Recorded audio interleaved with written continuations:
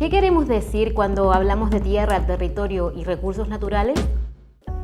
La tierra y el territorio son muy importantes para los pueblos originarios. Según el convenio 169 de la OIT, debe reconocerse que son dueños de sus tierras, derecho que les corresponde por habitarlas por generaciones. La Declaración de las Naciones Unidas, adoptada en 2007, establece que los pueblos y las personas indígenas tienen derecho a las tierras, territorios y recursos que tradicionalmente han poseído, ocupado o de otra forma utilizado o adquirido, incluyendo de esta manera no solo las que tradicionalmente ocupan, sino también aquellas de las que han sido despojados ilegítimamente.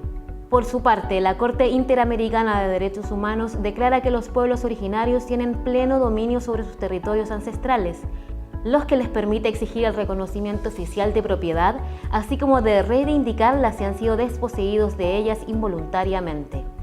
¿Cuál es la situación de la isla como territorio tradicional del pueblo Rapa Nui? Rapa Nui es un territorio de ultramar, cuya relación con Chile nace de los acuerdos alcanzados en el tratado firmado en 1888 entre su rey Ariqui Atamu Tequena y representantes del Estado chileno Policarpo Toro. Allí se desprende que el pueblo Rapa Nui ejerce ancestralmente su dominio absoluto sobre su cainga. De esta forma es dueño en forma colectiva de todas sus tierras, mar y espacio aéreo, como también de todas sus riquezas naturales. En Rapa Nui han ocurrido algunos hitos que vale la pena destacar.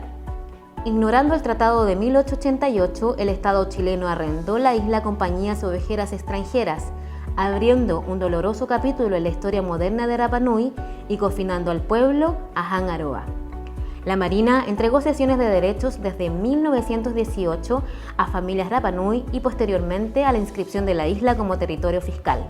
En 1933 ocurrió la inscripción de la isla a nombre del Estado de Chile en el Conservador de Bienes Raíces de Valparaíso. Esta inscripción se repitió 44 años más tarde, en 1967, en el Conservador de Bienes Raíces de Isla de Pascua.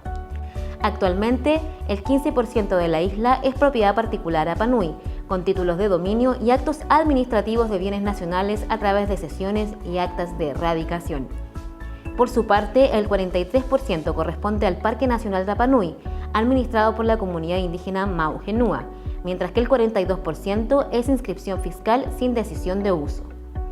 También se reconoce la propiedad familiar Rapa Nui, configurada desde 1917 a la fecha con reglas propias.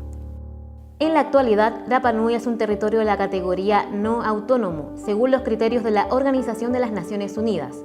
Esto porque no ha alcanzado su gobierno propio y está separado por aguas internacionales del Estado que lo gobierna, por lo cual es diferente a otros pueblos indígenas de Chile. Según los criterios de la ONU, debe ser objeto de un proceso de descolonización. Sin embargo, Rapa Nui aún no está en la lista de territorios no autónomos de la ONU para aspirar a mayor autonomía. Ser reconocidos como dueños legítimos de una tierra habitada por generaciones es un derecho humano de los pueblos originarios. La historia nos permite conocer ese pasado para entender el presente que vivimos y construir el futuro.